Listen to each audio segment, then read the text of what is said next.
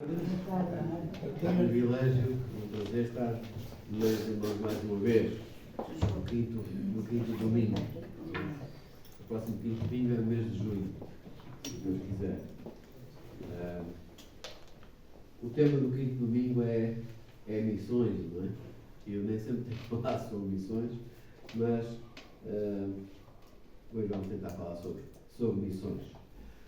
E hoje de manhã estava a ouvir, quando posso, às vezes estou-me a vestir e tal, e ouço o programa Nascer de Novo, que é da TV Galiza, que é o programa evangélico das igrejas da Galiza, a Igreja Evangélica da Galiza, e entre vários que falou o nosso irmão Montes Lagos, que é da Igreja de Marim, e estava a falar precisamente de Filipe e do eunuco, não é? Aquele missionário que foi ao deserto sem saber para o que ia, não é? Mas Deus sabia, não é? Deus tinha um propósito para a vida daquela alma que também passava por ali, não é? Que vinha de Jerusalém. E nada acontece por acaso. Nós estamos a viver tempos muito tumultuosos, a todos os níveis. Esta semana houve aquele grande terremoto, não é? Ainda hoje ouvi que já houve um outro no mar, um bocadinho mais ao lado, mas as falhas tectónicas agora estão-se todas a conchegar, não é?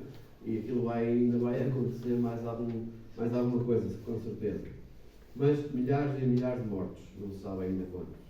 Calcula-se que possa chegar aos 10 milhares. Não é? Isto vai acontecer cada vez mais. São sinais evidentes que o Senhor Jesus está às portas. Sinais na sociedade, nas famílias, nos relacionamentos, que aquilo que está escrito está a cumprir-se. Porque sabemos que tudo se irá cumprir. As pessoas podem tentar arranjar muitas desculpas, muitos fatores científicos, climatológicos, disto e daquilo, mas as profecias têm que se cumprir. Vamos ler na carta de Paulo aos Romanos, no capítulo 10,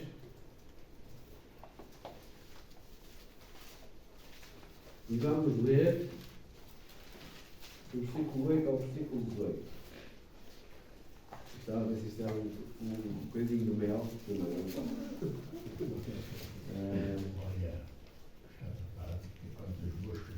Exatamente.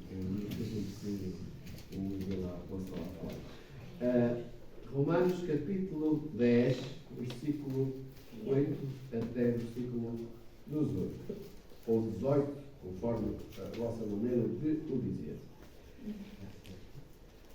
Mas que diz: a palavra está junto de ti, na tua boca e no teu coração. Esta é a palavra da fé que pregamos. A saber, se com a tua boca confessares o Senhor Jesus e em teu coração creres que Deus o ressuscitou dos mortos, serás salvo.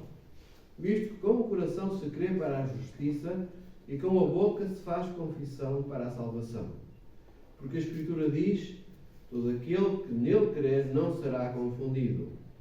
Porquanto não há diferença entre judeu e grego, porque um mesmo é o Senhor de todos, rico para com todos que o invocam. Porque todo aquele que invocar o nome do Senhor será salvo. Como, pois, invocarão aquele em quem não creram?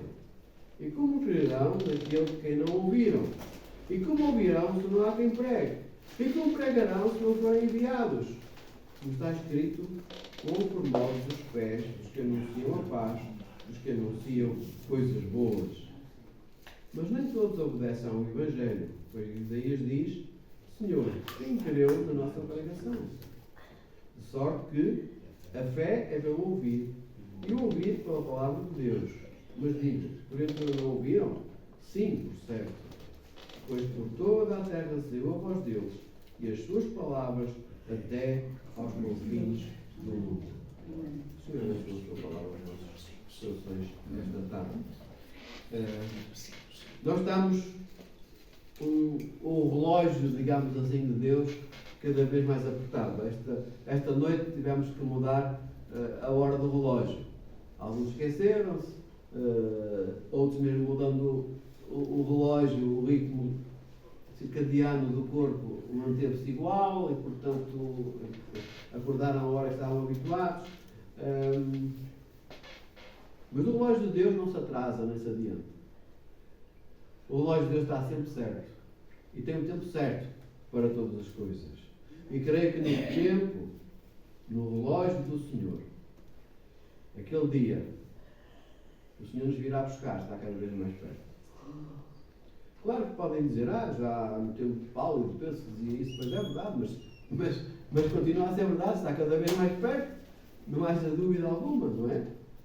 Então nós temos essa grande comissão que estava ali, aquele texto logo no início, não é? De Mateus, e conhecemos bem a grande comissão que o Senhor Jesus deu aos seus discípulos.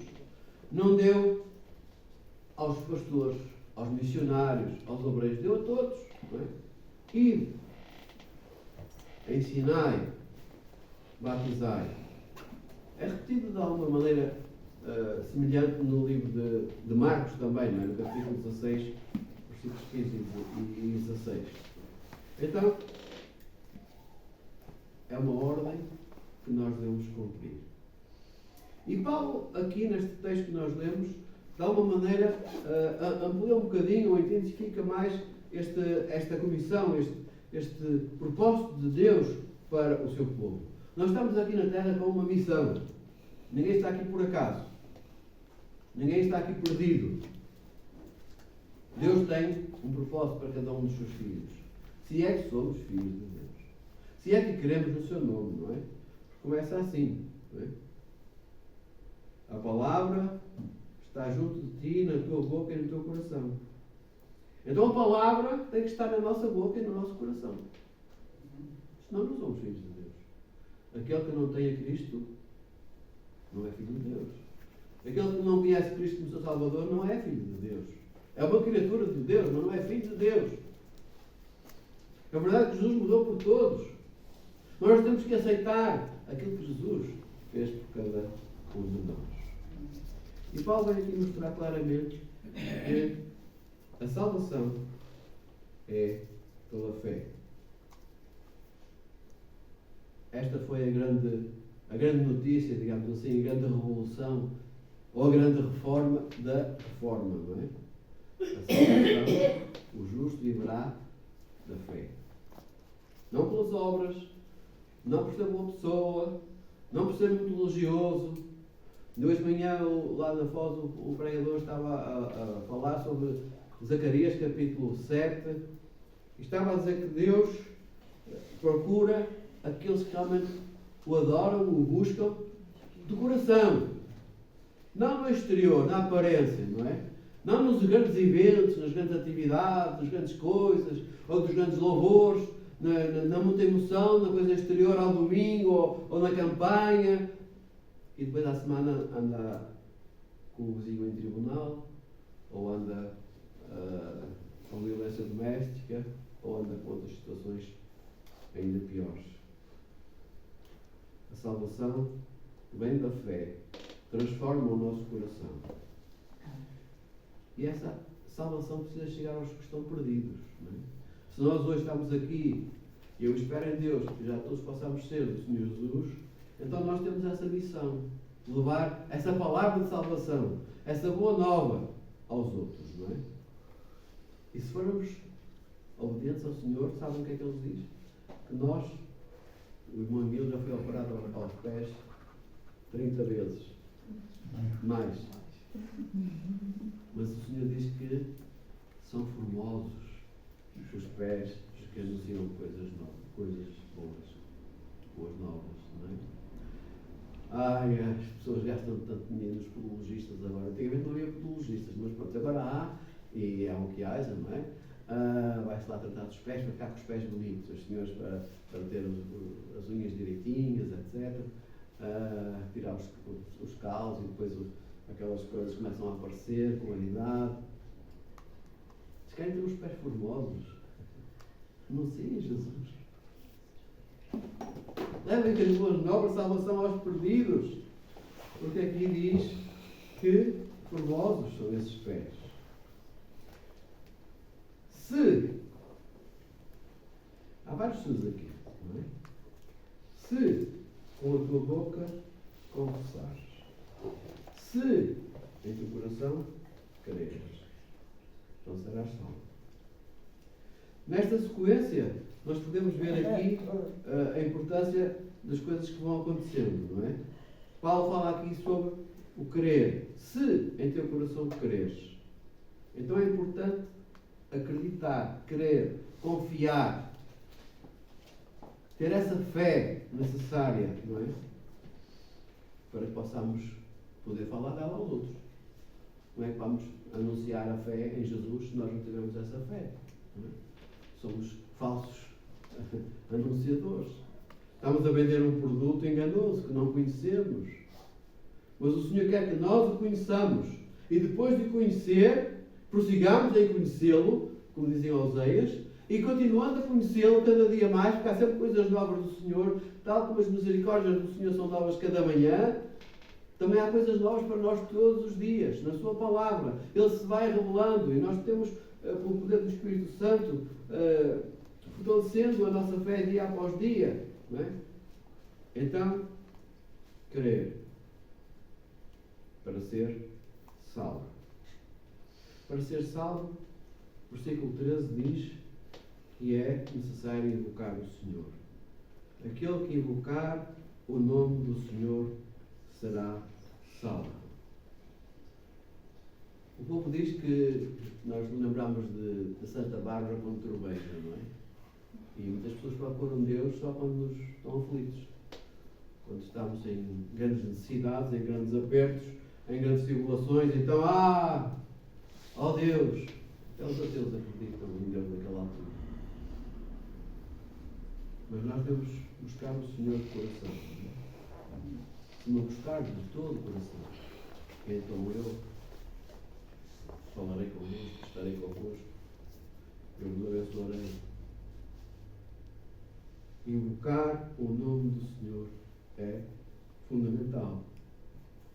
Não é que ele seja surdo, não é que ele não saiba as coisas. O Senhor sabe todas as coisas, mas é a Sua palavra que nos diz que devemos invocar o Senhor para ser salvos. É a nossa manifestação de impotência, de incapacidade, a dizer: Senhor, eu não posso, ajuda-me, salva-me. Tal como Pedro, não é, que estava lá a afundar-se nas águas. Senhor, salva-me. Invocar o nome do Senhor. Mas, Paulo continua a dizer, versículo 14, mas como é que eles vão invocar aquele a quem não creram?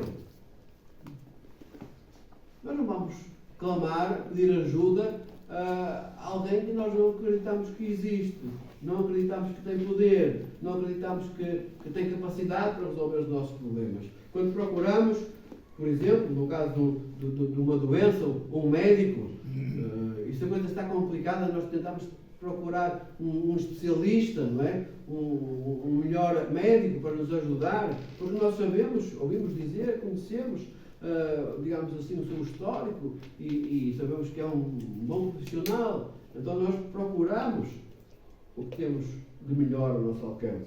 Quando o nosso carro está variado, nós procuramos um mecânico, não é? E cada vez mais agora com estes carros elétricos e modernos,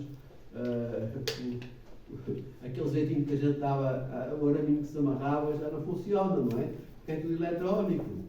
E tem que ser mesmo um profissional, adequado, conhecedor, que pode resolver o problema. E nós temos que recorrer a ele. Então nós, para ser salvos, temos que recorrer àquele que pode salvar. E só Jesus pode salvar. Não há mais ninguém que possa salvar. Não encontramos salvação. O profeta Isaías fala muito disto, não é? Não há salvação fora do Senhor Jesus. Porque foi Ele o único. Foi à cruz em nosso lugar. Muitos foram crucificados. Mesmo naquele dia, ao lado dele estavam dois. E ao longo da história, muitos mais. Centenas foram crucificados. Mas todos eles foram crucificados porque fizeram coisas más. Porque mereciam esse castigo. Mas o Senhor Jesus nenhum mal fez. Ele foi o Cordeiro Imaculado de Deus, que foi crucificado, que foi sacrificado em nosso lugar, para que a justiça de Deus fosse aplicada, não é? O salário do pecado é a morte. E Ele que nunca pecou, tomou sobre si os nossos pecados e foi ali à cruz tomar o nosso lugar. Então Ele, porque depois ressuscitou, está vivo para sempre, Ele nos pode salvar e nós podemos invocar e devemos invocar ao Senhor. Mas para invocarmos o Senhor precisamos crer nele, não é? E como crerão naquele que não ouviram? Como é que alguém pode crer noutra pessoa ou noutra situação que não conhece? Não é? Na vida prática, nós somos, creio eu, a maioria, naturalmente desconfiados, não é? E quando vem assim uma coisa fantástica, não é? Uma promoção, ficamos assim de, como é que se diz, com o pulgo atrás da orelha, não é? O que é que haverá por trás disto? Não é? Porque não há nada, ninguém dá nada a ninguém, não é? Eu lembro-me uma vez, nos aviões, os aviões costumam colocar novos testamentos para além das escolas, aos estudantes, etc., também nos hotéis. Hoje em dia não é tão fácil, não é? Hoje em dia, com esta sociedade dita avançada e moderna, não é? Querem satisfazer a tudo e a todos, não é tão fácil. Mas antigamente, por exemplo, o Sheraton do Porto não abriu sem ter lá os novos testamentos dos aviões. Mas um dia, num certo hotel, também no Porto, o responsável disse: sim senhora, vocês querem colocar aqui novos testamentos nos quartos, tudo bem? E qual é a contrapartida? Qual é a contrapartida? Não há contrapartida nenhuma, é uma oferta, fica aí. E se alguém levar, se os hóspedes levarem, vocês só têm que telefonar e pedir mais, nós vimos cá repor, não é? Mas a ideia era logo qual é a contrapartida. O que é que vocês estão à espera que nós possamos dar, já que vocês nos estão a dar, e como ninguém dá nada a ninguém, qual é a contrapartida? O que é que esperam da nossa parte? O Senhor oferece de graça. Não há contrapartidas, a não ser a obediência. Porque o obedecer é melhor que o sacrificar. E o que o Senhor espera de nós é a obediência. Só podemos invocar o Senhor se crermos nele. Então, a primeira coisa é crer, é buscar, é confiar nele. Não buscar em coisas que não conhecemos ou que são estranhas. Não, o Senhor não é estranho. O Senhor deixou-nos a sua palavra. Nós podemos olhar para esta palavra, escutar esta palavra e conhecer o nosso Deus, porque Ele se fez conhecido através de Cristo Jesus. Amém. O Verbo, a palavra, o Logos, como diz o Evangelho de João, não é? Aquele que veio habitar entre nós, aquele que veio buscar-nos. Eu vim buscar e salvar o que se havia perdido, disse Jesus lá na casa de Zaqueu, não é? E é isto que Ele continua a fazer hoje ainda. Ele quer buscar e salvar aqueles que ainda estão perdidos. E Ele agora não está aqui fisicamente, como está lá no tempo de Zaqueu. Não está aqui como teve no diálogo com a mulher samaritana. Ou com tantos outros que encontrou no seu ministério. Mas Ele deixou-nos a nós. A todos quantos o receberam, deu-lhes o poder de serem feitos filhos de Deus. Nós somos filhos de Deus. Muito amados por Ele. E temos esta missão, não é? Mas nós só podemos crer naquilo que já ouvimos ou que já conhecemos. Às vezes, quando nos anunciam alguma coisa nova, nós dizemos: nunca ouvi falar disso. Olha, conheces não sei o quê, conheces aquilo. Não, nunca ouvi falar disso.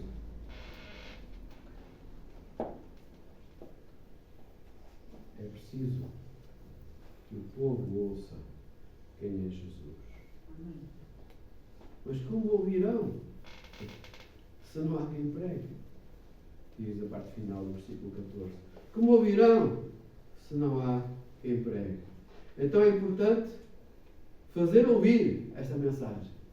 É importante que esses pés formosos possam avançar e anunciar as boas novas da salvação que há em Cristo Jesus.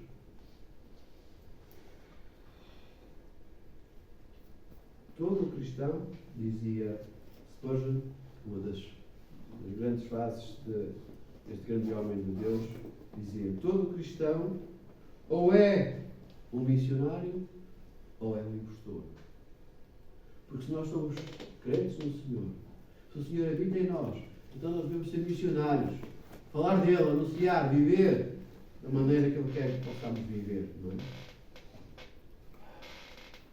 Como também dizia, penso que é São Francisco de Assis, não sei bem, alguns dizem que sim, outros não tenho a certeza, não é? Ele dizia: anuncia o Evangelho e, se for preciso, usa palavras. Porque às vezes um belo discurso pode ser muito bonito para colocar lá no livro, mas é oco o conteúdo. É como aqueles fariseus, não é? A quem o Senhor Jesus chamou de sepulcros caiados de branco. Muito bonito na aparência, um belo discurso, mas depois, no dia a dia, era uma desgraça. E o mundo está cansado disso. O mundo quer vidas autênticas. E nós, irmãos, eu começo por mim e contra mim falo. Precisamos de ser cada vez mais autênticos, cada vez mais semelhantes a Cristo, para que o mundo possa crer em nós. Aquilo que o mundo fala e aproveita, e há pouco tempo houve uma situação aqui em Portugal, não é? Como sabemos, lá com um senhor que dizia pastor e etc. E fazia lá 30 por uma linha e ganhava dinheiro de uma maneira um bocado estranha, não é? Veja logo lá o rótulo dos evangélicos, pastores, a igreja, não é? E o mundo está sempre com o dedo apontado, à mínima coisa, não é?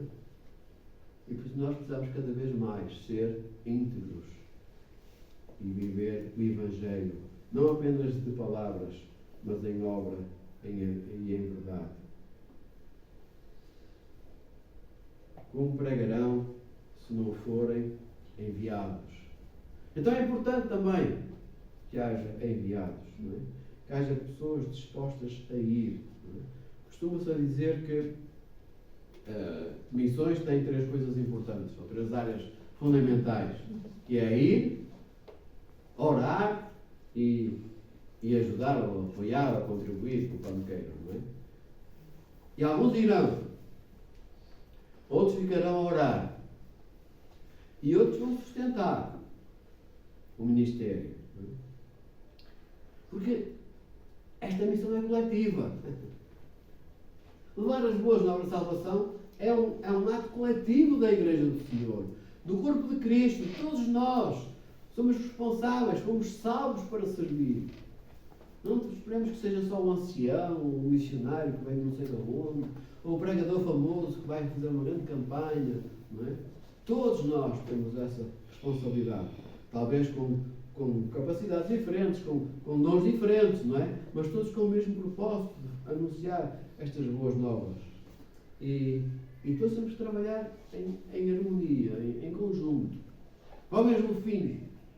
Há uma história no Velho Testamento, não é propriamente uma história missionária, mas é um episódio que nos mostra a importância de trabalharmos juntos, de colaborarmos. Está no livro de Êxodo, no capítulo 17, é bem conhecido, nós sabemos, não é? Entre ajuda entre Moisés e Arão. Capítulo 17 de Êxodo tem lá este relato. Os israelitas estavam a sair do Egito, contextualizando para percebermos, estavam no deserto, estavam a caminhar para a terra prometida, mas através do deserto. E de repente param num lugar que devia ser um lugar de bênção, um lugar agradável, um oásis, Refidim, mas naquele oásis não havia água. O que eles esperavam encontrar não tinham. Começaram a clamar. Começaram a contestar, digamos assim, Moisés. E o próprio Deus como ele disse, mas esta não é contra ti que eles estão, é contra mim. Mas mesmo assim Deus deu água. Moisés invocou o Senhor. Eles foram salvos. Pela água que surgiu, com abundância, e todos puderam satisfazer a sua sede. Mas logo apareceu outro problema. Amaleque, um homem mau, um povo descendente de Esaú, que sempre lutou contra Israel, saiu-lhes ao encontro. Lutar contra eles. Aproveitar a sua fraqueza, não é? A sua vulnerabilidade. Eles atacavam os mais fracos. Era um povo covarde, um povo mau. Atacavam por trás, não é? Aqueles que ficavam para trás, aqueles que iam mais devagar, aqueles mais idosos, mais difíceis de caminhar, eram atacados por esse Amaleque, por esses amalequitas, não é? Havia maus instintos naquele povo. E o Senhor disse, olha, Moisés, diz a Josué, arranja aí alguns homens, escolhe os homens, sai à peleja. Que a vara de Deus vai estar contigo. E Moisés disse, a vara do Senhor está na minha mão. A presença do Senhor está comigo. E nós só podemos ser vitoriosos se a vara, se a presença do Senhor estiver connosco. Porque a vitória não é nossa, mas é dele. O pequenito Davi, quando foi até lá com o gigante de Golias, disse, olha, tu és a mim com espadas, com varapaus, tanta armadura, tanta coisa. Olha, eu venho a ti, em nome do Senhor dos Exércitos. Eu não tenho nada, tenho aqui uma filha e uns canhãozinhos, não é? Era o que ele tinha. Mas ele confiava no nome do Senhor.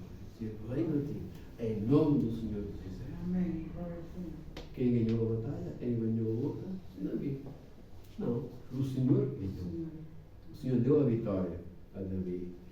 E Davi pôde, além de mandar lá a pedrinha no sítio certo, pegar na espada do próprio gigante e cortar-lhe a cabeça. Mas aqui, nesta situação, o que é que vemos? Moisés subiu ao monte e buscava ao Senhor. Fez Josué conforme Moisés lhe dissera, versículo 10, pelejando contra Amaleque, mas Moisés, Arão e Hur subiram ao cume do outeiro.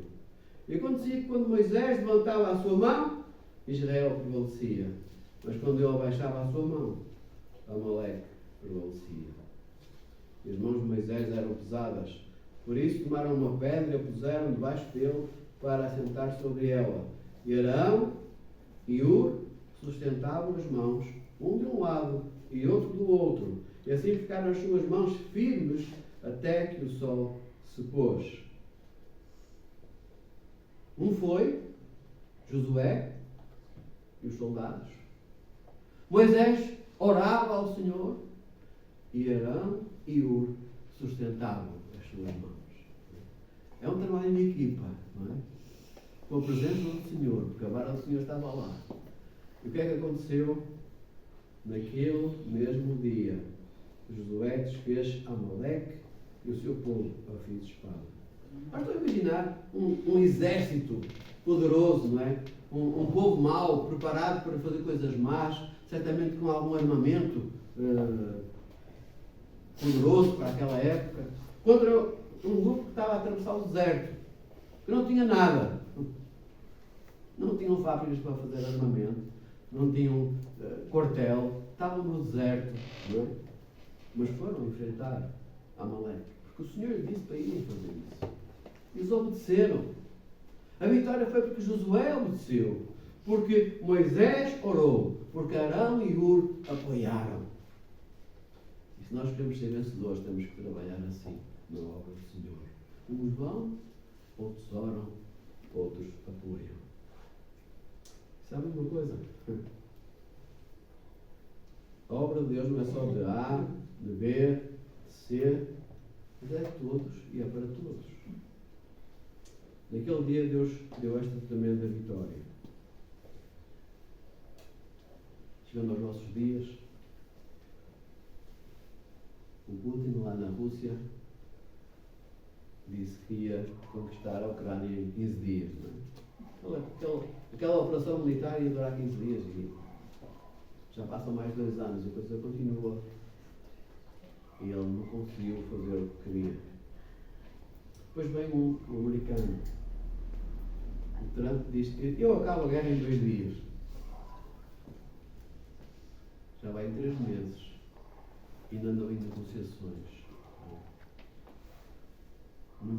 Muitas conversas, muitas trocas de toma lá isto, toma cá aquilo, não é? Porque é tudo assim. As grandes guerras do mundo é tudo. Pobre eu, está cá o meu. Se não houvesse lá terras raras, ninguém se interessava. Não é? Se a Groenlândia não tivesse lá muito minério, lá coisas fantásticas lá debaixo daquele gelo todo, ninguém queria saber da Groenlândia para nada. Mas sabem, Josué, com um pequeno grupo de homens, sem armas, sem grandes técnicas militares, desbaratou o povo inimigo, porque o Senhor estava com ele, porque eles obedeceram ao Senhor. E nós precisamos de obedecer ao Senhor se queremos ter vitória. Se queremos que a nossa comissão seja um sucesso, não para a nossa glória, mas para a glória do Senhor, então nós temos também que confiar no Senhor, invocar o Senhor, obedecer ao Senhor, para que os nossos pés possam ser formosos, tão formosos como as mãos de Moisés foram naquela altura. Nós precisamos anunciar Cristo cada vez mais, como já disse. E a nossa fé é Cristo revelado na sua palavra. Não há outra forma, não é? Deus deixou-nos a sua palavra. Ela é a revelação para nós. E nós vamos ser os arautos, os transmissores, não é? Dessas boas novas, dessas boas notícias, de que há esperança, de que há algo melhor, não é? Esta vida aqui é passageira. Somos peregrinos, mas há algo melhor que nos espera. E nós vamos levantar os nossos olhos e pensar naquilo melhor que o Senhor tem para nós. Amém. Sproul, que é um conhecido inglês, dizia: ser arauto é um privilégio indescritível. Participar no programa majestoso da redenção. Deus nos fez participantes, Deus nos escolheu para sermos participantes desta fantástica obra da redenção, de salvação para o mundo. Deus podia ter escolhido os anjos, Deus podia ter escolhido outras pessoas quaisquer, mas Ele nos escolheu a nós. Imaginar esse privilégio. O Senhor nos elegeu antes da fundação do mundo e nos deu este propósito para sermos para o louvor e honra da sua glória. É por isso que Ele nos tem aqui. É por isso que nós vamos ser as suas testemunhas, tal como lá quando o Senhor subiu ao céu nos Atos dos Apóstolos, logo no início, não é? Conhecemos bem o versículo 8 do primeiro capítulo do livro dos Atos, que diz: mas recebereis a virtude do Espírito Santo que há de vir sobre vós, e serem meus testemunhas tanto em Jerusalém como em toda a Judeia e Samaria e até aos confins da terra. O Espírito Santo veio. Nós agora somos as testemunhas. E estas testemunhas têm que fazer chegar esta palavra até aos confins da terra.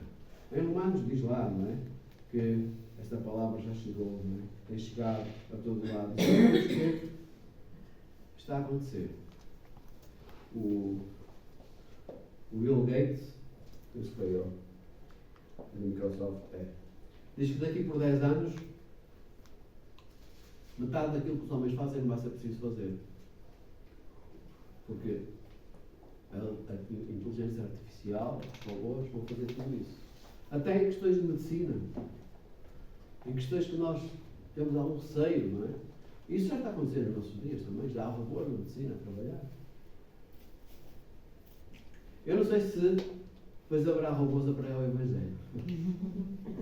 Mas não, já podem ir lá aos ChatGPT, ao GPT, ou como é, e procurar lá as mensagens. Põe lá, escreve lá um título, aquilo, ele tudo completo.